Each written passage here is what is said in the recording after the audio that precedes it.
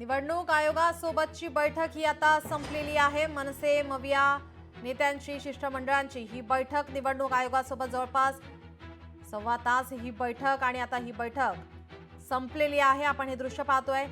सर्वच नेते या ठिकाणी आता बाहेर पडतायत। या संदर्भात आता काय उत्तर मिळाली या संदर्भात आता पत्रकार परिषदेमध्ये माहिती देतील।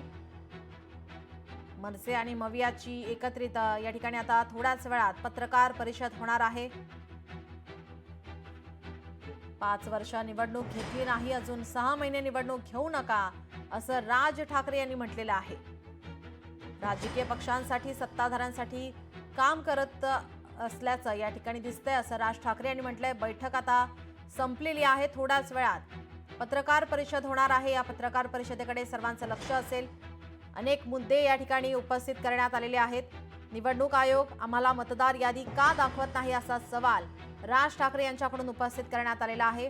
अनेक प्रश्न या ठिकाणी अनेक मुद्दे उपस्थित करण्यात आले। मतदार नोंदणी का बंद केली असा सवाल राज ठाकरे यांनी उपस्थित केला, तर मतदार नोंदणी बंद करून लपवाछपवी कशासाठी असा सवालही त्यांनी उपस्थित केलेला आहे। सर्व पक्षांचं एकमत होत नाही तोवर निवडणुका नको, प्रश्नांचा भडीमार या ठिकाणी अनेक मुद्दे सर्व जणांनी या ठिकाणी उपस्थित केलेले आहेत।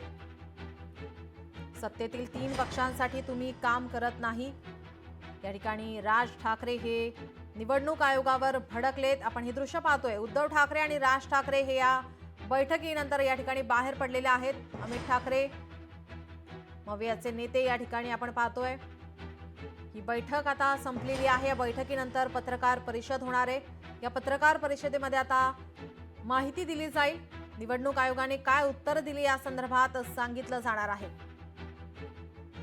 बाळासाहेब थोरात 80 ते 90 हजारांनी निवडून येतात, लाखाने पडले कसे असा सवाल सुद्धा या ठिकाणी राज ठाकरे यांनी उपस्थित केला। आपण आताची ही दृश्य पाहतोय। उद्धव ठाकरे, राज ठाकरे, आदित्य ठाकरे या ठिकाणी आपण पाहतोय या बैठकीतून बाहेर पडलेले आहेत। थोड्याच वेळात आता पत्रकार परिषद होणार आहे। एकत्रित ही पत्रकार परिषद आपल्याला पाहायला मिळणार। मवियाची आणि मनसेची पत्रकार परिषद। आपल्या प्रतिनिधी मीनाक्षी म्हात्रे आपल्यासोबत जोडल्यात। मीनाक्षी, आता आपण पाहतोय बैठक संपलेली आहे। राज ठाकरे, उद्धव ठाकरे बाहेर आलेत।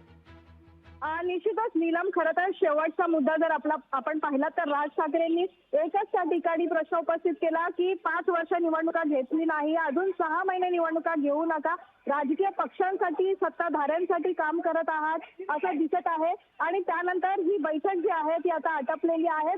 खरं तर अनेक मुद्दे जे आहेत ते या ठिकाणी मांडण्यात आले होते, मात्र काही वेळापूर्वी आपण पाहिलं तर बॅलेटवरती निवडणुका घेतली तर जास्त दिवस लागत असेल तर लागू द्या, तर बॅलेटवरतीच निवडणुका घ्या। निवडणूक आयोगाला आणि निवडणूक घेण्याऐवजी काहीच काम नसतं, त्यामुळे इतर ज्या तक्रारी करण्यात आलेल्या आहेत त्या तक्रारीच्या नुसार मात्र अनेक मुद्दे उपस्थित करत असताना राज ठाकरे या ठिकाणी आपण जर पाहिलं तर व्हीव्हीपॅट नसेल तर बॅलेटवरती निवडणुका घ्या असा राज ठाकरे आणि उद्धव ठाकरे यांनी मुद्दा मांडला। खरं तर आता आपण पाहतोय की ही बैठक तासभर चालली आणि त्यानंतर आता हे सगळे सर्वपक्षीय नेते जे आहेत ते आता वायबी चव्हाण सेंटर इथे जात आहेत आणि संयुक्त पत्रकार परिषद जी आहे ती आता तिथेच होणार आहे थोड्या वेळामध्ये। खरं तर या सगळ्याच बाबीत जर आपण पाहिलं तर निवडणुकी काळामध्ये जो काही घोळ झाला होता मतदार याद्यांमध्ये आणि कशा पद्धतीत हे पुरावे जे आहेत ते जयंत पाटील यांनी दाखवले, मात्र जे व्हीव्हीपॅट घेत असताना जो मुद्दा उपस्थित करण्यात आला त्यानंतर जी उत्तरं अपेक्षित होती निवडणूक आयोगाकडनं ती उत्तरं देण्यात आलेली नाहीये। त्यामुळे एकूणच आता हे सगळे सर्वपक्षीय नेते जे या बैठकीला उपस्थित होते हे आता सगळेच वायबी चव्हाण सेंटर इथे पोहोचत आहेत आणि या पत्रकार परिषदेच्या माध्यमातून नेमकं आता काय सांगतात किंवा समाधानकारक उत्तरं मिळालेली नाहीये, त्यामुळे जी आरोप करण्यात आलेले आहेत, जे प्रश्न उपस्थित करण्यात आलेले आहेत त्याला निवडणूक आयोगाने कशा पद्धतीत उत्तरं दिली ही आता सगळंच आपल्याला या पत्रकार परिषदेत माहिती मिळेल। जी मीनाक्षी, या ठिकाणी आपण पाहतोय विरोधक हे आता या ठिकाणी बाहेर पडलेले आहेत। बैठक संपलेली आहे।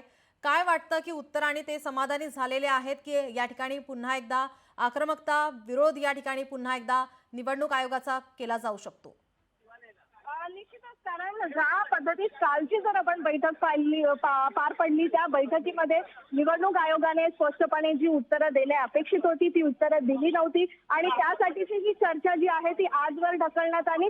आज देखील या चर्चेमधला या बैठकीमधला ठोस अशी उत्तरं जी आहेत, जी विरोधी पक्षातली जी नेतं शिष्टमंडळ जे आहेत ते आज नवीन प्रशासन भवन महाराष्ट्र शासनाच्या या इमारतीमध्ये ही बैठक घेण्यात आली.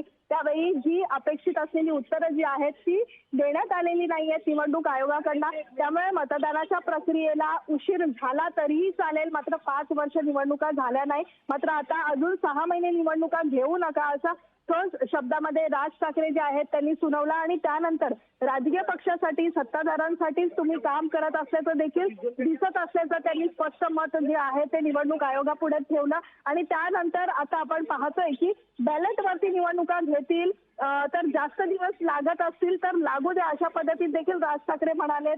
आणि जयंत पाटलांनी जो मुद्दा उपस्थित केला होता की आमचा आरोप आहे की तुमची वेबसाईट जी आहे ती कोणीतरी वेगळा माणूस हँडल करत आहे, त्यांचं नाव जे आहे ते आम्ही नाव देखील सांगितलेलं तरी सुद्धा तुम्ही या संदर्भात माहिती घेत नाहीयेत. ऍटलीस्ट आम्ही दिलेले जे ठोस पुरावे आहेत त्या पुराव्यांच्या आधारावर देखील तुम्ही कोणत्याही प्रकारची कारवाई करत नाहीयेत. या सगळ्यांना जोडत जर आपण पाहिलं तर निवडणूक आयोगाचे दोन्ही अधिकारी जे आहेत ते उत्तर देण्यासाठी तयार नव्हते, मात्र त्यांच्याकडे अपेक्षित असे उत्तरं पाहायला मिळाली नाही. त्यामुळे एकूणच आज आता या थोड्याच वेळात होणाऱ्या पत्रकार परिषदमधला नेमकं आता हे सगळेच नेते काय सांगतात याकडेच आता संपूर्ण राज्याचं लक्ष लागलेलं आहे. जी नक्कीच. मीनाक्षी, आपण जर पाहिलं तर याआधी प्रकाश आंबेडकर यांची आपण प्रतिक्रिया पाहिली होती. यावेळी ते बोलताना म्हणाले की शिष्टमंडळ भेटीला गेलेले आहेत मात्र काहीही फायदा होणार नाही असं त्यांनी म्हटलेलं आहे. मीनाक्षी, धन्यवाद या संदर्भात आपण दिलेल्या माहितीसाठी. लोकशाही मराठी ऐका, पहा, जागरूक रहा.